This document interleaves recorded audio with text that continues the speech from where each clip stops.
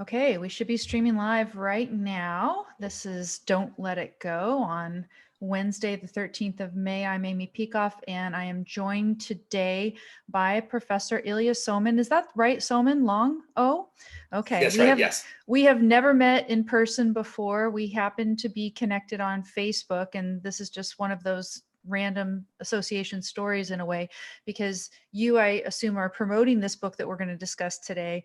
And so I got a request to like the page for the book. And I said, oh, that's very interesting because I'm in the process of moving what you would call foot voting myself. Yes. So I was very interested and glad that you have the time to devote and speak with me today. So thank you very much. Let me go ahead and get over here on YouTube and make sure that people are able to join us. Yeah, it looks like people are getting over here to YouTube. So that's great. Okay, so first I just need to give a formal introduction for those people who do not know Ilya Somin. I have seen some of your works on the Reason blog over, the Volokh Conspiracy blog over at Reason, right? That's one of the kind of public outlets that you have over there. And in addition, there's an impressive list of publications where your writings have appeared, in addition to a number of books that you have published. This is only the most recent, but right now you are also a professor of law at George Mason, right? And you're in the middle of the semester there. We are actually at the end of a semester which had to move online because of the COVID-19 pandemic. So you are a Zoom just veteran now. You've completely up on Zoom and spend your whole life on Zoom. Completely up may be an overstatement, but I'm certainly more up on it than I used to be. Yeah, no, I mean, I had an old professor who is a privacy just fanatic, and I haven't spoken to him, but I can only imagine what it would be like for him during this time, because all of you are forced to then teach from home and be up on Zoom and everything. And I think this old professor of mine, his worst nightmare. So I can only imagine how some people are navigating this. For me, I was already up on Zoom before, so I'm just trying to learn some new tricks on Zoom, and that's it. So let's talk about your book. And your book is only available on Kindle right now. Is that right? It's going to be published in hard edition The soon? hard copy should be out soon, but it depends to some extent on how quickly the Oxford University Press warehouse will be allowed to operate again.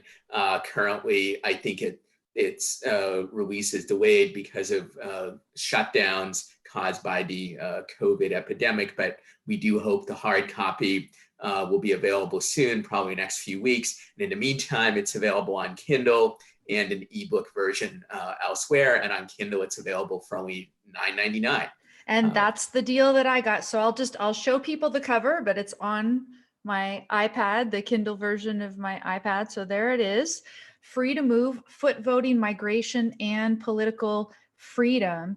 And this is a topic that, you know, you have covered completely in terms of different types of foot voting. You got foot voting, migration within states, within a federal system, also international migration and moving. And then also you talk about foot voting within the private sector, right? So people choosing to go maybe from one private enclave or planned community to another, or even in terms of participation within private entities, workplaces, etc. So this is a very comprehensive treatment, including the arguments for and against all of these different kinds, addressing the arguments against it, and even talking about the implications for international governmental bodies, some sort of a world government. So it's a very comprehensive book.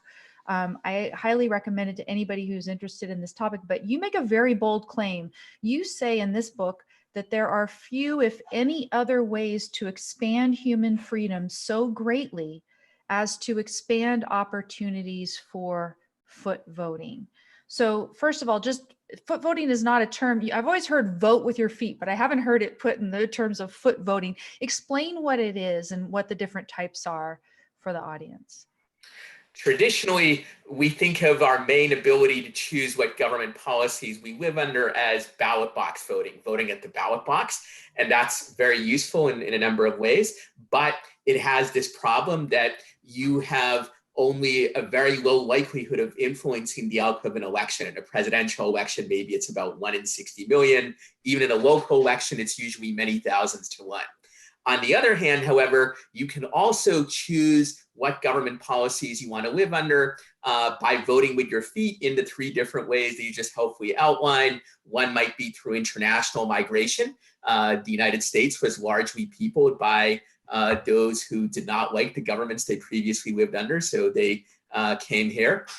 You can also do so through migration within a federal system, choosing a different state or local government, as I believe you are about to do, or at least are thinking of doing yourself. And within weeks, I'm out of here. And I presume, as I understand it, you can correct me if I'm wrong, but you may be moving to Texas, at least in part, because you like the government policies there better than the ones you currently live under. Right. And then the third way is there are various private sector foot voting possibilities, particularly private planned communities, which provide, many of them, some of the same kinds of services as state and local governments do. Currently, some 69 million Americans already live in private planned communities, and there's ways to make this option available to more people that I discuss in the book. Foot voting has the advantage that you can make a choice where you have a far better chance of actually influencing the outcome. It's not 1 chance in 60 million. If you are allowed to move freely, it's 1 chance in 1. Or if you're married like I am, it might be 1 chance in 2 or whatnot, but still it's much better odds than through ballot box voting. And that also results in it tending to be a much better informed decision, in that lots of data show that ballot box voters often know very little about government and public policy.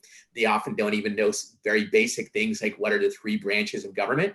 And that's in large part because the incentive to learn about it is very low. If you don't find this information intrinsically interesting, as you and I probably do, then if you're only doing it to be a better voter, that's not much of an incentive at all, because you only have a 1 in many millions chance of influencing the outcome. Whereas on the other hand, your foot voting decisions tend to be better informed. And as we'll probably discuss, this translates into the ability to make people vastly better off by moving to places where they'll be more economically productive, where they'll be freer, where they're less likely to be discriminated against or otherwise persecuted by government authorities, and so forth. The gains, particularly through freer international migration, are truly enormous. A good intuitive way to think about it is think about a person who moves from Cuba to the United States. Even if by US standards he or she is relatively poor, still almost right away when they arrive in the US, they're vastly freer and potentially more productive than they could be in Cuba. And that's true also for many millions of people coming from a variety of other bad governments. There are also large gains from freeing up internal migration, internal foot voting as well. Yes, you actually say that by expanding opportunities for foot voting, we can double the world GDP. Yeah. This is the standard estimate of economists who have looked at this, that there are many millions of people who are currently trapped in places where, through no fault of their own, but largely through bad government policies, they just can't be very productive. Even if you're a brilliantly talented person and you're very hardworking, but you live in communist Venezuela or in North Korea or in Zimbabwe or so forth, the chance that you can be more than minimally productive is very low. If you move to a freer, better organized society, you can become almost instantly 2 or 3 times more productive, and that's without taking account of things like the greater opportunity to improve your skills, what economists call your human capital. And if you multiply that out over many millions of people and add in interaction effects such as that immigrants can make natives more productive in various ways, then you easily get estimates like doubling world GDP, or in more conservative estimates, it might be quote unquote only a 50% increase in GDP, but that's still gigantic. And that still means that the gains are not just narrowly economic, in that a wealthier world is also a healthier world. It's a freer world. It's better in many ways that are not just narrowly economic in the sense of just increasing, material wealth narrowly defined. And some of the things that you just touched on show us that it wouldn't be adequate just to have more free trade in order to achieve these gains in GDP. Is that right? I'm all in favor of free trade. I think it's a great idea. I'm not the first person to say that. No. But for many people, being more productive means being in a place where there are better rules and also better opportunity and better laws and better opportunities to interact with other people. So for example, let's say you're a scientist in Zimbabwe. If you have free trade with the United States or Europe, that's better than not having it, but still it's much tougher to be a productive scientist in Zimbabwe than it is in the US. And the same thing is true for many workers in less exalted positions, that free trade is not enough to increase their productivity. This is particularly true for knowledge industries, service industries, and many others where being in proximity to other people really matters. And it's true internally as well. If you're a great plumber, but you live in rural Montana, you may not be able to serve as many people with your excellent plumbing skills as if you live in a bigger city. And similarly, a great plumber in Zimbabwe may be less productive than he or she could be elsewhere. And there are many other such examples. That said, all in favor of free trade. But at this point, the gains from liberalizing migration are actually greater than those from liberalizing trade, in part because relative to migration, trade is already much more liberalized. We don't have perfect free trade, but we have much fewer barriers to it overall in the world than we had due to migration. Well, and then bringing it back to the individual, right? Because this can be about the individual improving his or her quality of life, living under a freer government. Freeing up trade might create more GDP overall, but there are many reasons that people move, and increased productivity is only one of them as well. Yeah, that's true. And I think whether you describe those reasons in economic terms or in other ones, I think, for instance, free trade with, say, Zimbabwe does make Zimbabweans freer and somewhat wealthier at the margin, but they still have to live under an abusive and often oppressive government. If, on the other hand, that same person had the opportunity to move to a freer society, they can greatly improve their life in both economic terms and in human rights terms. Think also of such cases as religious minorities or ethnic or racial minorities are oppressed in their homelands, or people persecuted because they're political dissidents, or many other cases like this. Free trade might be able to help those people a bit at the margin, but freedom of migration can help them much more. Yes, and for the case of California, they have this new law that's recently gone into effect called AB5 that affects freelancers.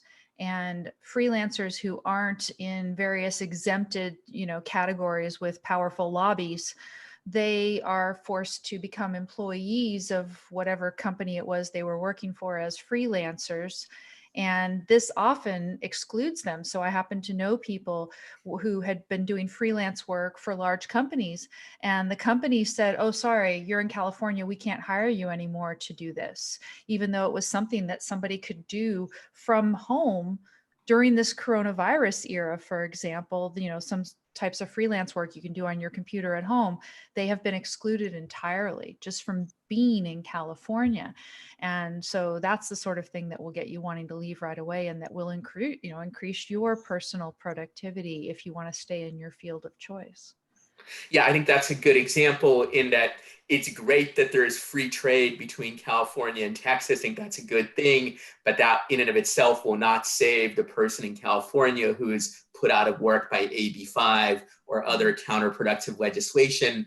And a person who is a freelancer or who needs a flexible work schedule because of family obligation or the like, that person needs to be in a location where it is actually possible to work that way, where sadly for many people because of AB5, that is no longer possible in California, which is a bad thing, but at least they have the opportunity to try other states which do permit this. So I would add that the case for free international migration is actually just a scaling up of the case for free migration between American states, and nearly all the objections that are made against free international migration can also be made against letting people move from California to Texas or vice versa. Yes. We might talk about that a bit later, but if people think that immigrants will vote for bad political candidates and therefore will get bad government, some Texans make similar arguments about people moving from California. They say, Yes. well, if horrible blue staters from California move to Texas, it'll be terrible. They'll replicate the same bad policies, or what we think, or at least what red state Texans think are bad policies in California, in Texas. And you can make similar analogies to nearly all the other arguments that are used for justifying limiting international migration. Yeah, I've already had people say, don't you vote for those California policies here. And then Babylon Bee recently had a little kind of meme. It was that they should, in Oklahoma, when you're driving into Oklahoma, they should have signs that say, welcome to Texas, to fool all the Californians who are trying to get to Texas. They'll stop in Oklahoma and they won't. So Texas are already saying, don't come in. So people joke about this already, but the reason something's funny is because it's partially true. I'm sure there are a lot of Texans who don't want people coming from California. I think you're exactly right. So yes, those arguments are trying to be made. The other types of arguments. Here's a question: what about the freedom of the people in Texas? You've just touched on it with respect to voting, right? There's what you call political externalities of allowing free migration. That the people who come in, people are even more worried about that on an international scale, it seems, and in part that is because there's often such divergent policies internationally, in terms of political policies, than there are even between states within the United States. How do you address those sorts of arguments that somehow you are taking away the freedom of the people who live in the destination by allowing migrants to come in freely? So I think this argument, like a number of other arguments against free migration, should be divided up into two categories. One is the idea that there's just an intrinsic right to exclude, that we don't necessarily have to have particularly good reason. It's just that the current occupants of a given country or the government of a given country has a right to exclude for almost any reason they want. Right. A second is maybe there isn't the general right to exclude for any reason they want, but we can point to specific bad effects. And one of those specific bad effects that might justify exclusion is that otherwise the migrants will come in and vote for horrible policies and the like. So I think your current question goes more to that second issue, that we can talk about the first issue as well. Mm-hmm. And on that second issue, I think there's three questions that need to be asked about it. One is, how big a problem is it really? Second, if there is a problem, can it be addressed in less draconian ways than restricting migration? And third, if there is a problem and there isn't a good way to address it, what I call a keyhole solution, then maybe there's some way we can mitigate it, perhaps by using some of the vast wealth that's created by freer migration. Right. And for the so-called issue of political externalities, that is the idea that immigrants or internal migrants will come in and vote for bad policies. There's valuable points to be made on all three of those levels. First, the problem is not nearly as severe as is often claimed. When you look at studies of public policy preferences of immigrants in the United States compared to natives, they actually don't diverge that much on most issues. And the divergence becomes even smaller in the second and third generation. In addition, immigrants on average, at least recent ones, participate in politics less than natives. They vote at lower rates, but in addition, there's an even bigger gap in terms of things like campaign contributions, political activism, and the like. So the risk that they can significantly influence policy is relatively low. And also the preferences are not that different to begin with, which may not be that surprising, given that if they really didn't like the policies in the US, they would be less likely to want to migrate to the US in the first place. And so both for immigrants and native, there's a good deal of what scholars call status quo bias. So people tend not to, on average, at least want to make huge changes in policy, at least not most of the time. Secondly, to the extent that there is a problem, there are various keyhole solutions to mitigate it. Ironically, those solutions, at least in the US legal framework, are easier to do in the international migration situation in the internal one. In the internal one, a Californian who moves to Texas or vice versa gets to vote almost immediately, can run for public office almost immediately, and so forth. By contrast, with international migrants, even legal ones are not allowed to become citizens for 5 years. And even then, they must pass a civics test that 2/3 of native-born Americans would fail.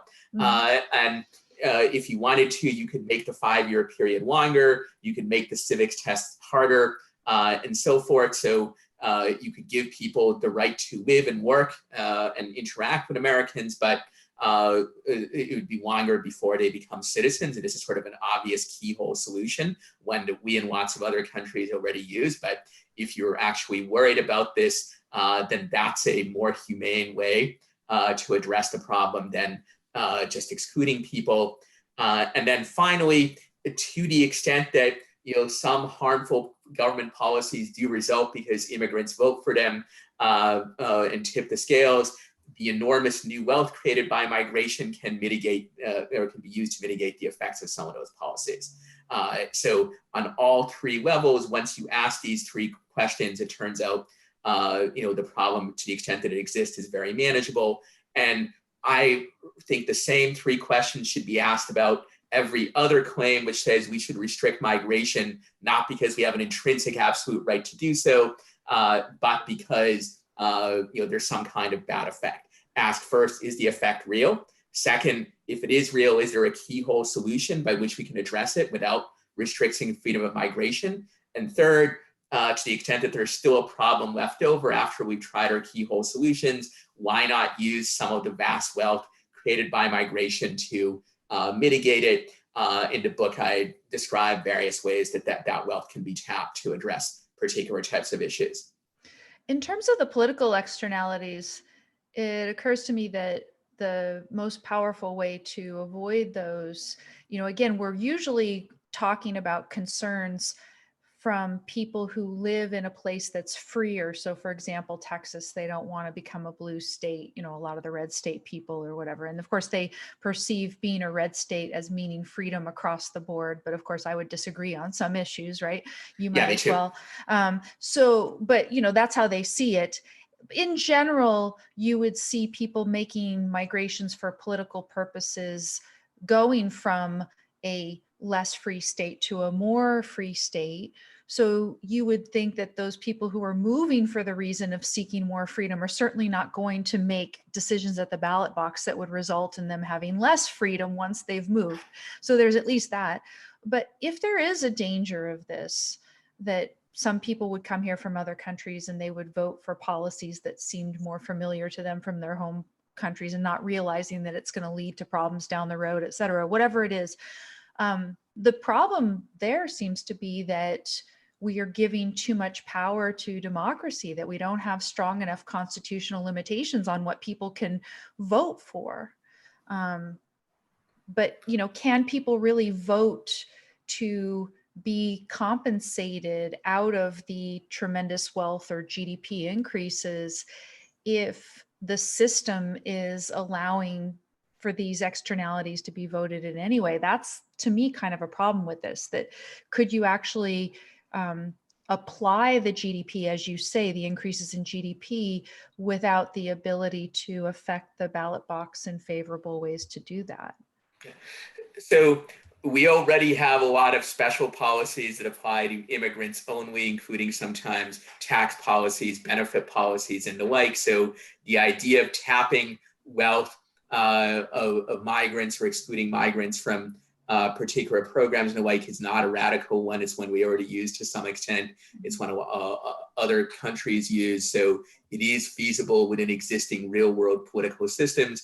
Can it be done perfectly? Probably not, but it doesn't have to be done perfectly to work reasonably well, especially given the enormous scale of the wealth that can be created, and given that also many of the problems we're talking about are actually fairly manageable. Now, what about other sorts of concerns that people have? So one is the political externalities. Others are various sort of self-determination arguments. They're not necessarily just on the order of, oh, well, we have national sovereignty, like Trump, who had said, we have national sovereignty and it doesn't mean anything if we're not able to exclude whoever we want for whatever reason we want. Um, Not just that, but they say, well, what about being able to have a self-determination in terms of the ethnic or cultural identity of a particular location? What do you say to those Yeah. types of So arguments? there are two kinds of arguments that are usually made, which say the issue is not that there's some particular bad effect from migration, but rather that we just have an inherent right to exclude.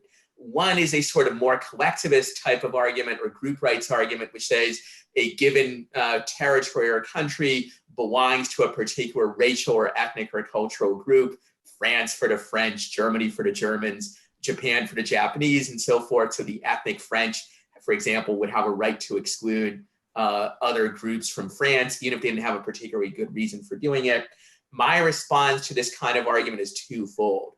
First, when you look at the history of virtually any sizable territory in the world, it is virtually impossible to somehow trace it back and say, well, there's this one ethnic or cultural group that has an exclusive right to it. When you go back even hundreds of years, there's usually multiple groups there. To the extent that one group attained dominance, it was usually through means that are highly unjust, like conquest, suppression, dictatorship, and so forth.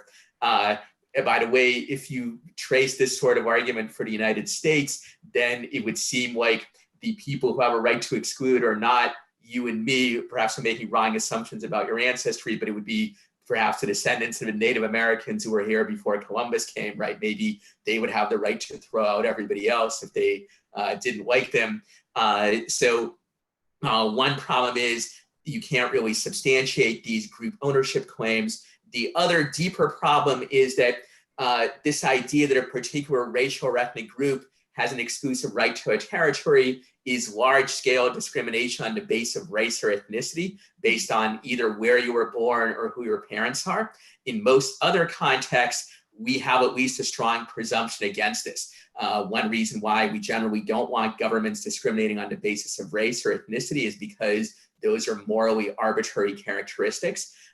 They don't tell anything about the moral worth of a person or how much freedom that you have. So if whether you're white or black or French or German should not be a basis for the government being able to decide what job you're allowed to have or what university you get to go to, I would argue it also should not be a basis for deciding where you're allowed to live.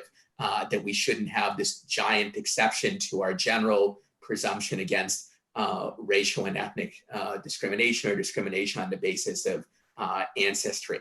The second kind of argument that is often used for an intrinsic right to exclude is a more individualistic one, or at least seemingly individualistic one, which analogizes a nation to a private homeowner. So I can say, like, I don't want this particular person to be in my house. I don't have to have a particularly good reason. Or another similar analogy is analogy to a club. I can form my own club, and the members of the club can refuse other members who want to join. We could say, we only allow baseball fans and we don't allow football fans, even though there's no intrinsic reason for thinking that baseball is better than football or vice versa. So similarly, you could say, well, there's Club USA and the existing citizens are the members of the club and they can exclude whoever they want. I think these house and club analogies, which you often hear in debates about immigration in the US, are badly flawed.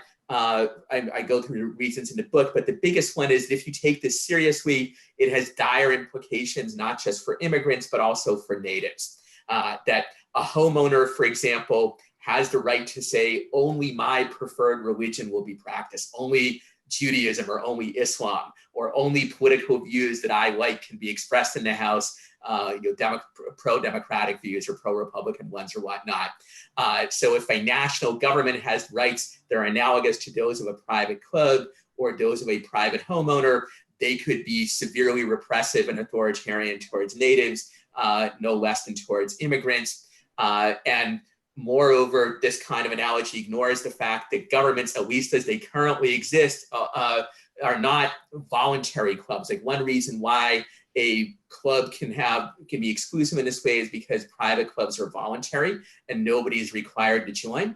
On the other hand, governments as they actually exist are essentially mandatory clubs. They say anybody in a given territory, whether they meaningfully consented to our rule or not, whether they voted for the current incumbent politicians or not, they all must obey our rules. And I think if mandatory clubs should be allowed to exist at all, they shouldn't have all the same rights and powers that voluntary clubs do.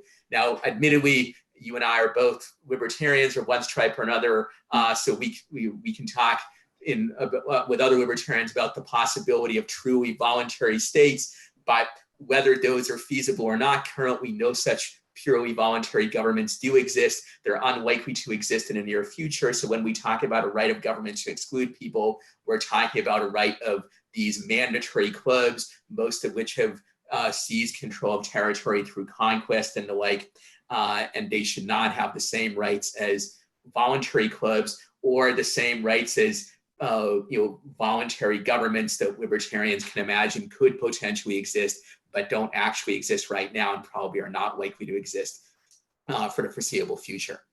Yeah, I mean, the problem would be to have everybody within a particular territory opt in once the territory gets bigger than, say, a community where people bought and there's a deed that has the homeowners association code of conduct or whatever on it, then everyone's opted in for the particular local club or planned community, et cetera. But no, to achieve that on any kind of a scale is different. I've seen people fantasize, we're going to have this enclave within Honduras or something. They're trying to make various things go with that, but you're still sort of existing at the pleasure of Honduras in that case. And so there's, a lot of logistical problems with that. Let's see. Oh, I had a point and then oh God. Here's the question. So when people talk about a restriction not based on ethnicity, not based on religion, but they talk about having some sort of an exam about allegiance to ideas of freedom and a proper constitutionally limited government, et cetera. In effect, it's a cultural, they want to preserve the culture of the United States, a culture that is freedom embracing. It doesn't have to do with race or ethnicity. I guess presumably there would still be freedom of religion contemplated, but they want to have some sort of an exam, an entrance exam, to ensure that there are not going to be, I guess, these political externalities down the road, et cetera. What are your thoughts on that sort of restriction? So I already mentioned that if your concern is political externalities, the key issue is much more eligibility for voting and other forms of political participation than it is merely allowing people to live in a particular territory. But I would also say that many of the people who advocate this, particularly those libertarians and some types of conservatives, are also people who are very suspicious in other contexts of government trying to screen which people have the right political ideas and which ones don't. So if you don't think that the government is competent to do this kind of screening for domestic voters or native-born voters, then you should also have some suspicion about its ability to screen immigrants, determine which immigrants have quote unquote the right values or right culture and which ones do not. So I think therefore that there can be a case for voting restrictions based on civics knowledge and the like. We already have that for immigrants. Sure. Some people have proposed doing it for natives as well. But I think that particularly those of us who generally view government regulation of speech and cultural values with suspicion, we shouldn't make a giant exception for immigrants to that just because somebody was born on the south side of the Rio Grande rather on the north side doesn't mean the government suddenly becomes much more competent at assessing their values and political views and determining which are good and which are bad. So I think we should be cognizant about that and also consistent in our thinking about it. Okay. So yes, a civics exam that just tests basic knowledge, but not any sort of an exam that tests allegiance to even the ideas of our founding. That would Yeah. be So questionable. Yeah. I think my guess is that if somebody said, let's require that of natives and expel anybody who doesn't show the proper allegiance, you would likely be against it. And so would most of those people who propose it for immigrants. And most of your reasons for being against it for natives would also apply to the immigration context. You would also have to be willing to trust the government to come up with a proper and correct statement of what the values of founding actually are, how they would look in practice today, and how we can screen people to determine whether they have the right values or not. And if you think that's the kind of thing the government is generally likely to do a good job at and generally likely to be trustworthy with, then that actually might mean that the values of the founding are actually wrong, because many of those values are premised on the idea that government should be very limited in its ability to do things like that. No, and in fact, you said at our founding that the framers believed in open immigration policies to an extent that we haven't seen in our country for quite some time. That's right. Yes. The dominant, though not universal, assumption among the founding fathers, particularly James Madison and Thomas Jefferson and other Democratic Republicans, the Federalists are a more complicated case, but those people thought that the federal government did not actually have a general power to restrict immigration. Now, state governments did have some immigration restrictions during that period, but when the fight over the Alien and Sedition Act occurred in 1798, Jefferson, Madison, and others said the federal government does not have the right to exclude peaceful migrants. And indeed, there were very few federal immigration restrictions until the 1870s and 80s. And until that time, the dominant view, though certainly not the only view, was that the federal government did not have the authority to restrict migration, though, as I said before, states did. Okay. Okay. And we've talked about some of the externalities. What about that people worry about the fact that there's going to be increased crime or risk from terrorism if we allow relatively free migration into our country? They say, well, yes, there might be this increase in GDP, but there's also going to be this increased burden of law enforcement and other types of prevention of harm to citizens. So for the United States, the data actually indicates that immigrants, including undocumented immigrants, actually have much lower crime rates than natives do. So far from increasing. Notwithstanding what we see on the news about these sensationalized stories, right? Well, within any large group of people, there are always some criminals, but the rate is much lower than it is for natives. And so immigration, including immigration from Mexico and elsewhere in Latin America, is actually reducing the crime rate rather than increasing it. Second,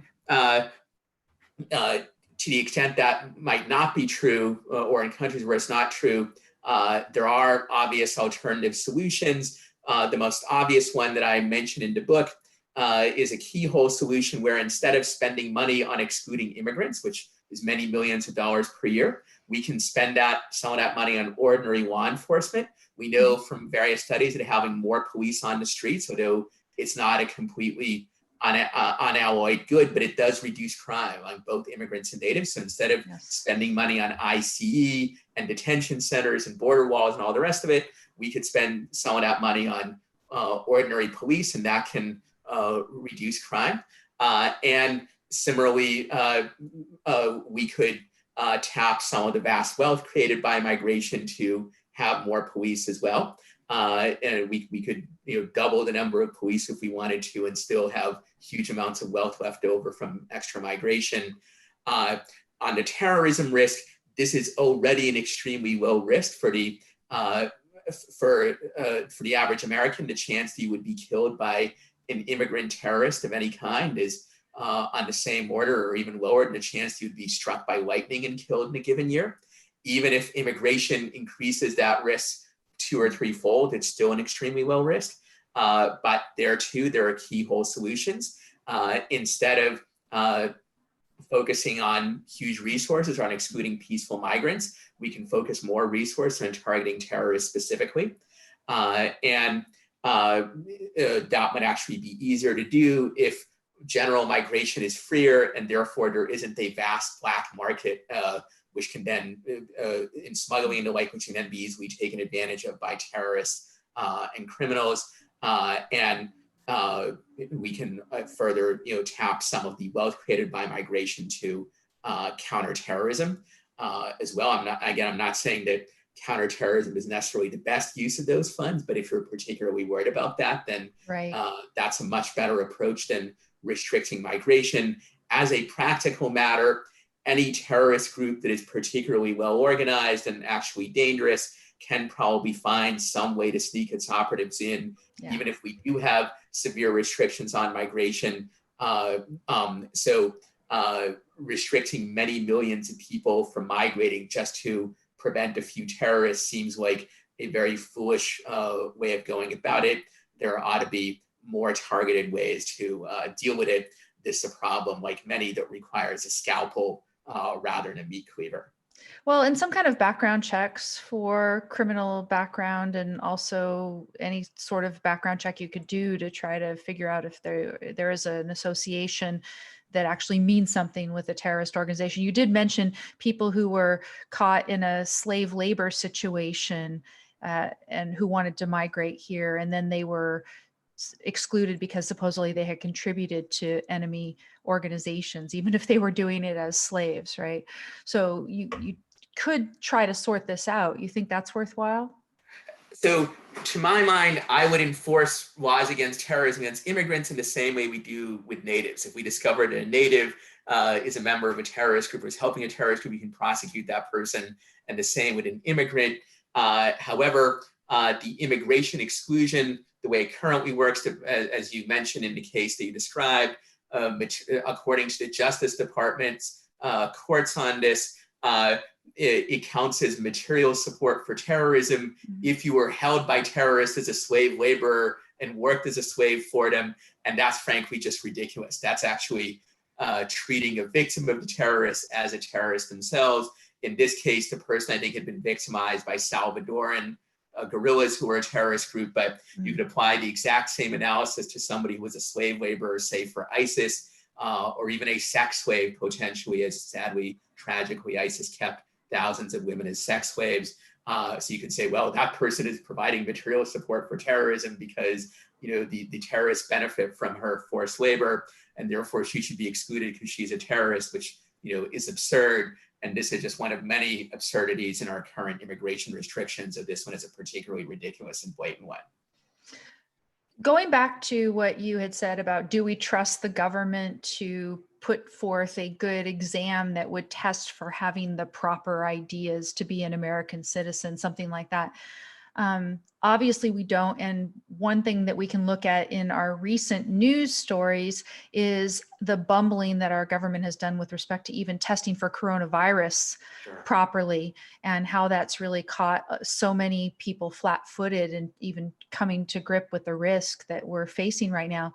But as comprehensive as your book is, of course, it didn't foresee all of the questions that are arising now in this era. What do you think about excluding for potential infectious disease vectors?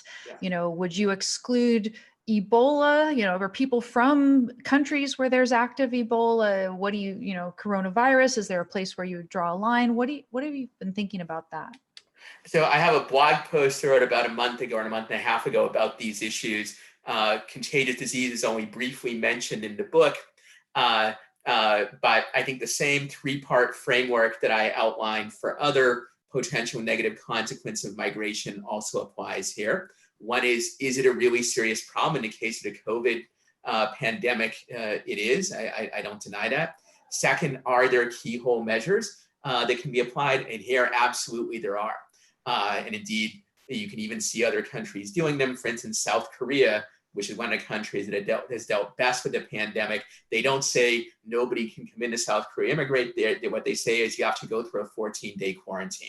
And after 14 days, we know that either you're not you don't have the COVID, or or if you did have it, it has passed.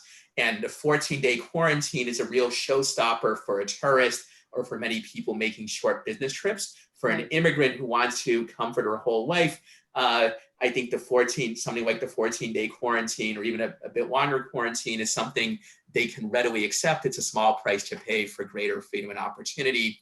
And moreover, if you have a policy where people can come in freely if they go through the screening, then that actually makes it more likely that they will submit to screening, as opposed to a policy where most people are excluded regardless of whether they have the COVID or not. And therefore, they have more incentive to try to sneak in through the black market and therefore not be tested. And the like, ideally, rather than sort of blunter measures like the quarantine, you could have just have somebody take a test at the border to see if they have the disease or not.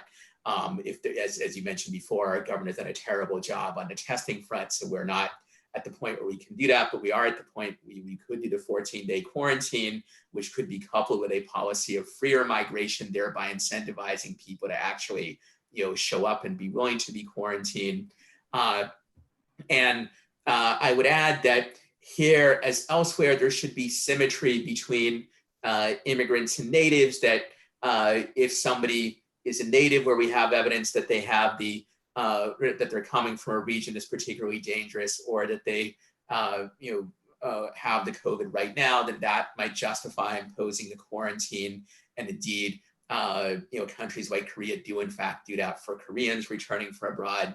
The last thing I would say is, in a particular case of the COVID, sadly, we have allowed it to spread in the US as much as it did, such that many of the immigrants we're keeping out, ironically, are from places where it's spread less than it has here. So sure. By keeping them out, we're not at this point actually doing much, if anything, to protect ourselves from it. So with this, as with other things, it is not my claim that freedom of movement must be absolute 100%.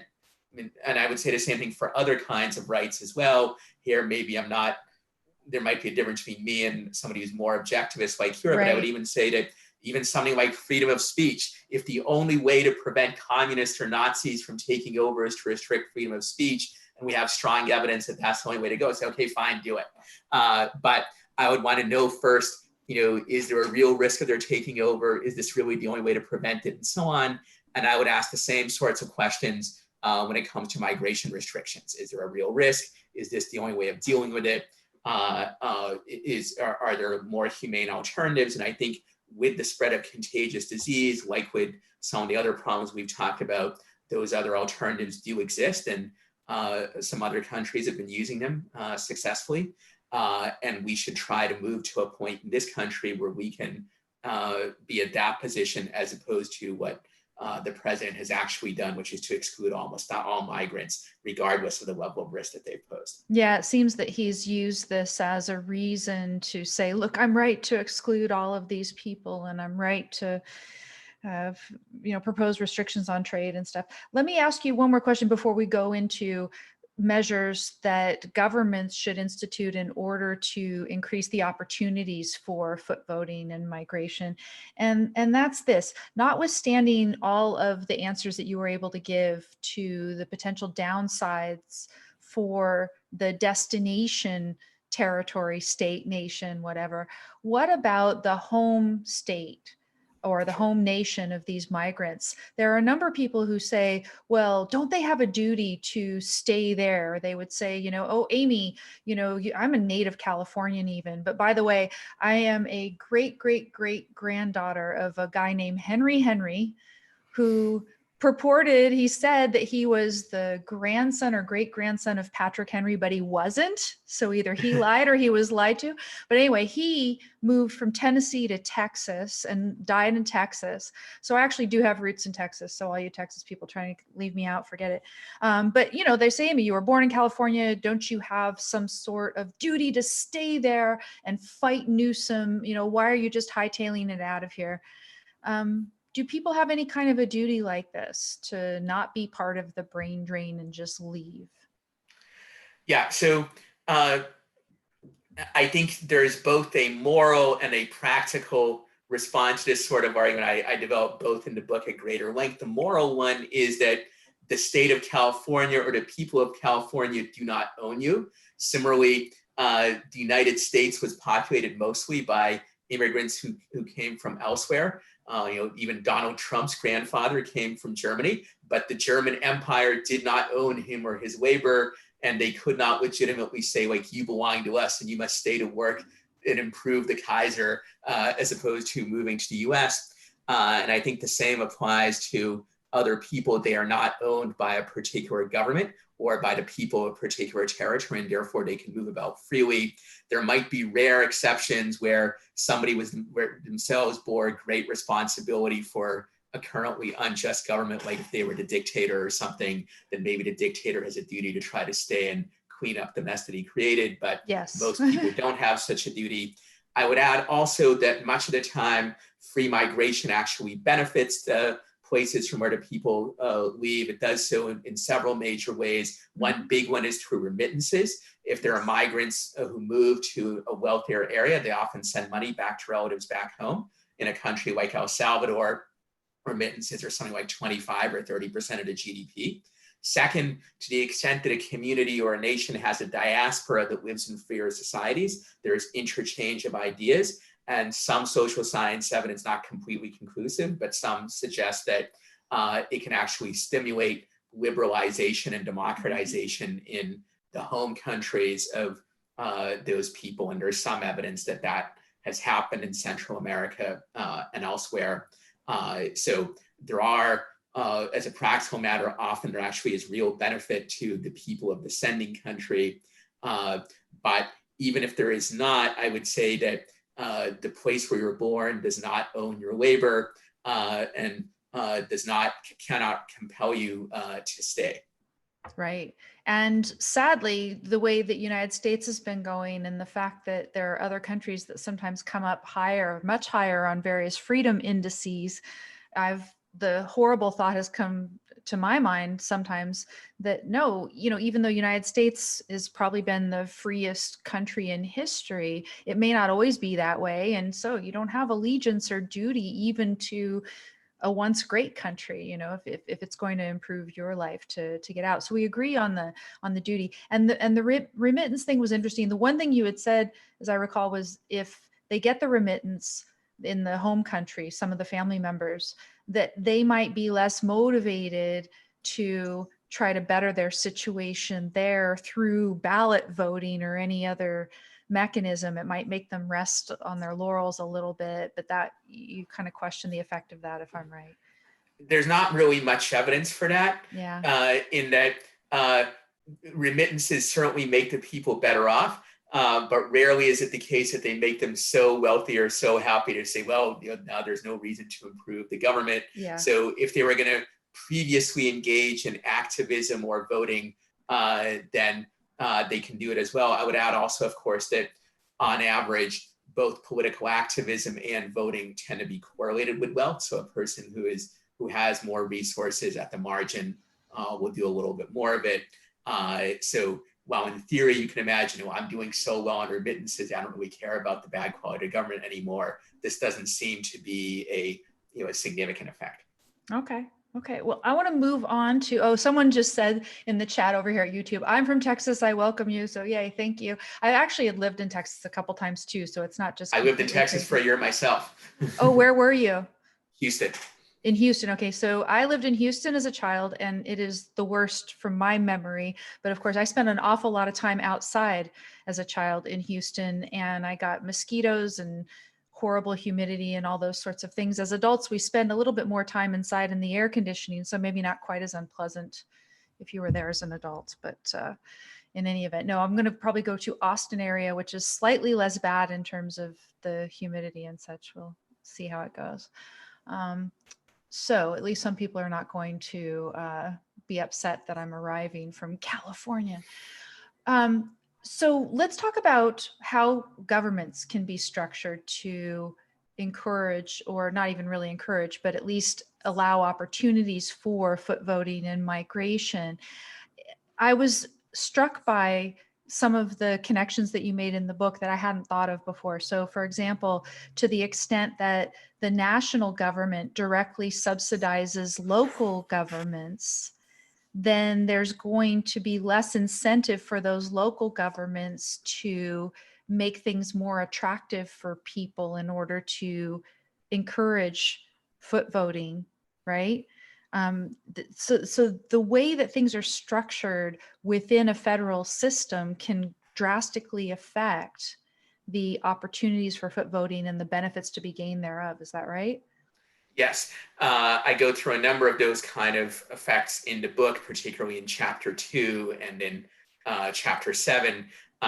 One of them is indeed that ideally you want governments actively competing for migrants, in part because they want the additional tax revenue and economic development.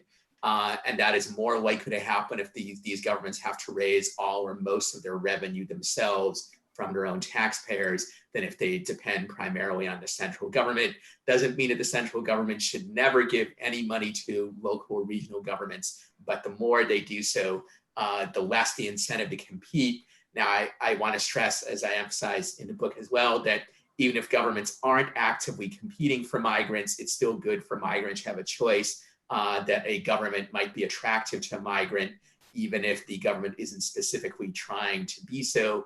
But it's even better if they have incentives to do a better job. And one of those incentives is to require them to raise at least a large part of their revenue themselves. And there are other things that we can do in terms of structuring federal systems, structuring constitutional rights, and also structuring policies on international migration that can expand opportunities for foot voting.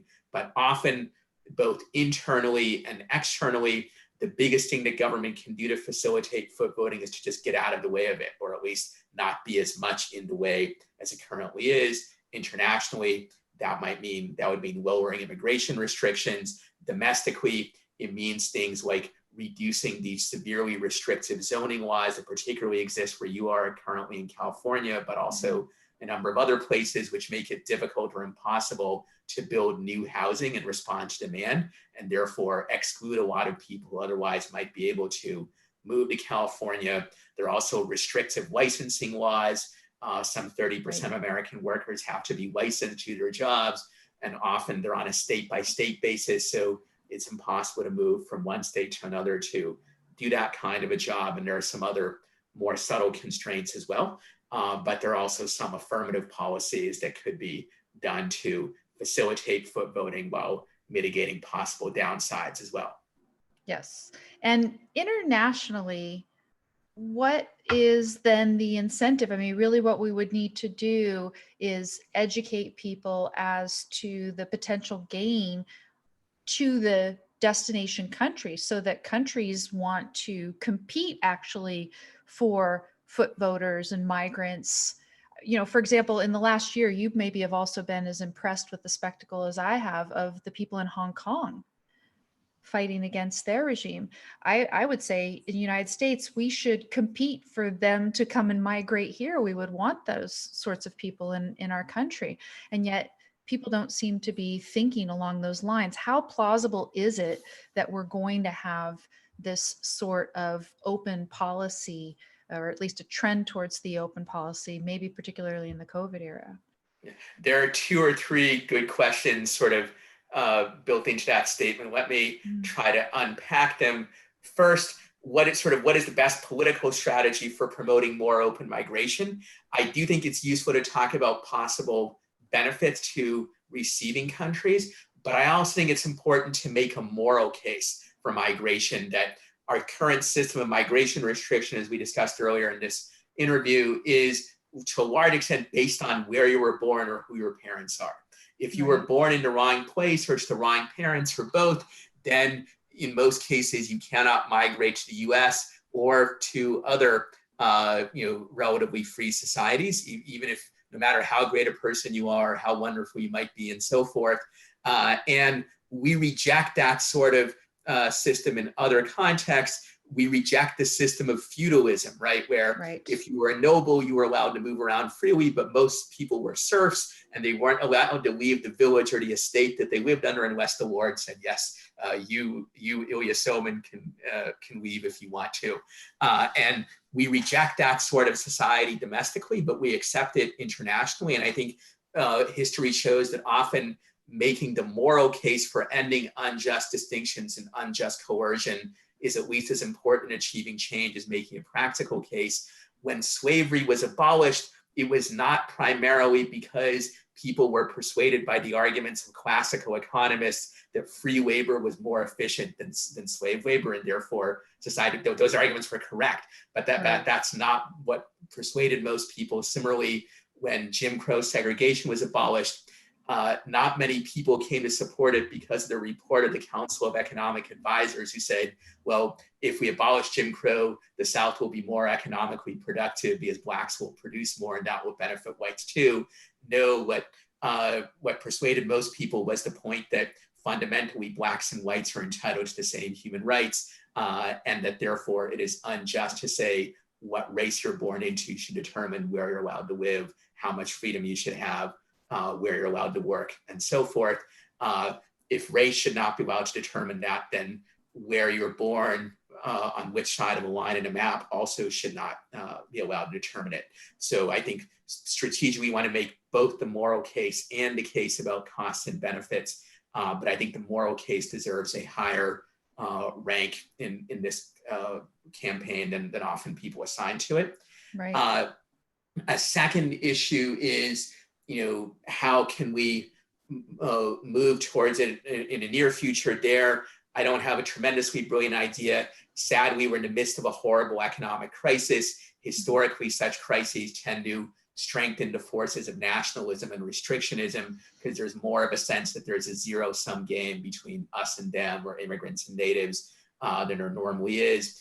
So I fear in the next few years, we may be playing defense on these kinds of issues, those of us who favor more immigration as opposed to offense, unless there is a quick recovery, which I hope will happen, but I'm not super optimistic about that. It is true, I think, that, as you mentioned, the people in Hong Kong and in some other places, some of them may appreciate American freedom and liberal values more generally, more sadly than many Americans do. It feels like the people in Hong Kong, the protesters who were waving American flags last year, some of them, they may have a better appreciation of our values than many of us do ourselves, but we hopefully can learn from them and become better. Yeah, I mean, also within this era, the government has been clamping down over there, but it's stayed out of the headlines because of this whole horrible COVID thing. Now, you're an immigrant yourself, but you came here so early that it wasn't a conscious decision on your part, correct? It was a decision on my parents' part. Yeah. They're from the Soviet Union, and it was clearly a case of foot voting, and obviously the horrible government policies of the Soviet Union were the main reason why they left. And I think obviously, children do not have the same ability to vote with their feet as adults do. But as a general rule, it's better if parents can decide where their children will get to live than if governments can exclude them. On average, at least, parents care about their children more, and governments care about them, and they know the children's needs better than the governments do. And so, at least in most cases, we should trust parents to choose those places where there would be the greatest freedom and opportunity for their kids.